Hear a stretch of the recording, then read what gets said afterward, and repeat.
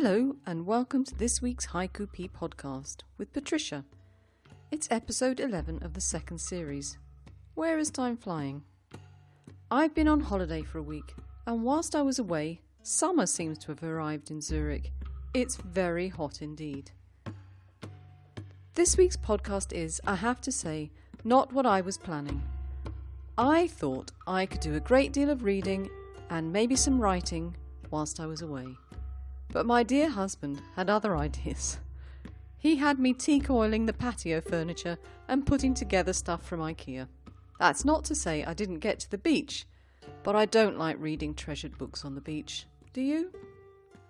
So today I have no opinion piece for you. I was going to talk about the reading of haiku, because it's a topic that quite a few people have emailed me about. I get the impression that often haiku are written off too quickly, rather than savoured like a good wine, rolled around on the tongue, enjoying the taste and the bouquet, discovering the various tones of the blend. Anyway, that will be for episode 13 now, so if you have any thoughts, please send them in. You'll find my address on the Poetry P website.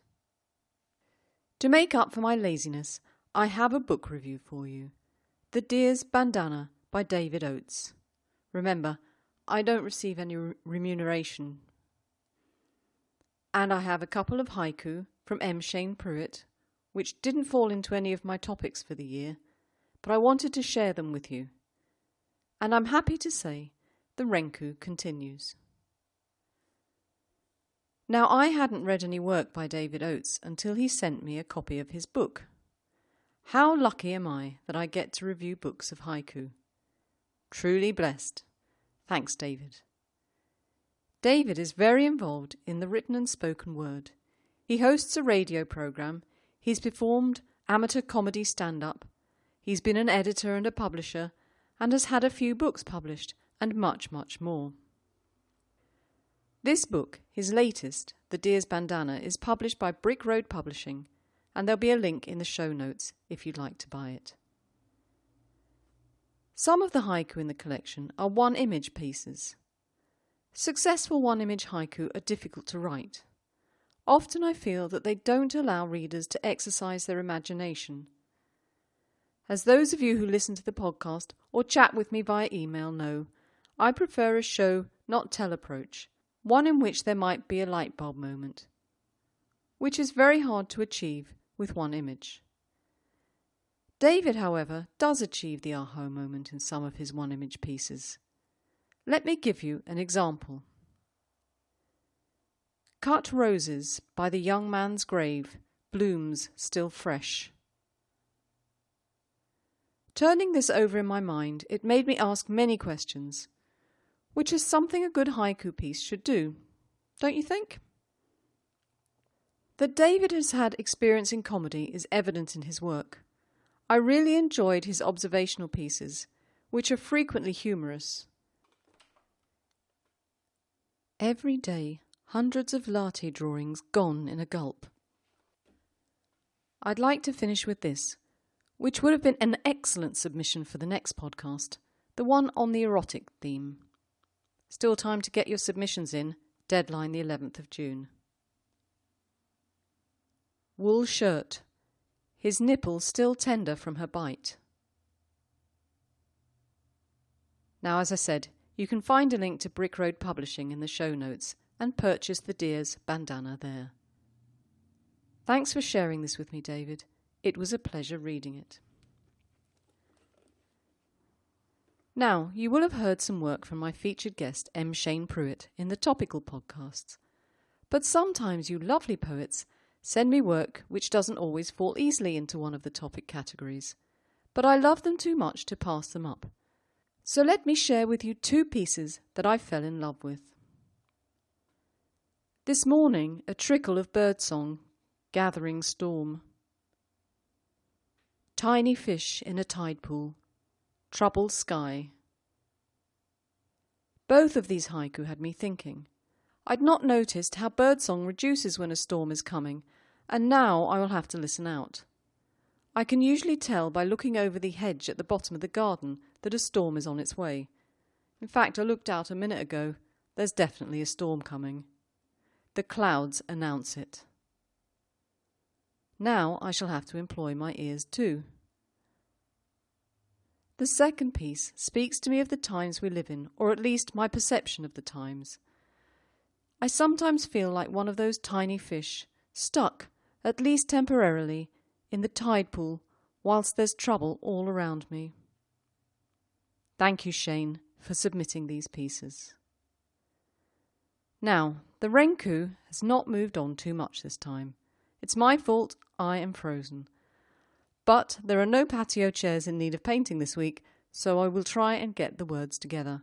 I know what I want to write, I just can't get the words to work. Quite slippery devils they are. Mineko Takahashi had the very difficult job of writing verses 18 and 19. These verses would be on a different side of a page if you were writing it as a manuscript, and so the same poet writes both, to keep a bit of continuity. I think she did a great job. It gets more difficult the further along the renku you get. Thanks, Min. I won't tell you who wrote which verses, but the poets involved so far are Gideon Nielsen Sweep, Robert Horrobin, M. Shane Pruett, Richard Bailey, Joan Barrett, Ricky Rivers Jr., Veronica Hosking, Andy Sire, and Mineko Takahashi. Cheers, everyone. And so here it is. Cold sun, aging reflections on orange snowflake. The world turns a half-frozen ball. Over the hill, now I look forward to the sunset. In the valley, footprints in the dew. Water lilies floating among the stars, twin moons. A sedentary cat stirs the darkness. Outside the window, a bird sings to itself. Catnap. Silent dawn, eagle soars overhead. Cumulonimbus dominate the afternoon sky, Thor's warriors. Spotted mare nickering the hiss of rain on warm stone. Human hordes riding white horses, Neptune's rage. Galloping calamity, a hard misty place called home. Thick fog, on the yellow brick road the lion cries. Coyotes howl under the moonlight. Autumn dusk, feral dogs sight the hare. Sudden dust cloud thwarts the predator's ambitions. Sombre atmosphere, finding perspective in the lilies. Feeling beneath the feet the fatigue of the bulbs. Yet again next season, resurrection, a cycle of all lives. I've just realised that I might have to look at verse 17 and replace the word lilies because of course we've got water lilies further back. Thanks so much to everyone for helping me create the renku so far. I'm really enjoying it. Sorry for being a slacker, I will mend my ways and get back down to work. I must say thank you to everyone who's emailed me with their thoughts on the essence of haiku. I'm keeping them and I'll do a piece in a later podcast. I really value what you're telling me, and if you have thoughts and haven't emailed me yet, please do. I very much believe we are all entitled to our opinions. That's it for this week. See you in 2 weeks' time for the erotic podcast.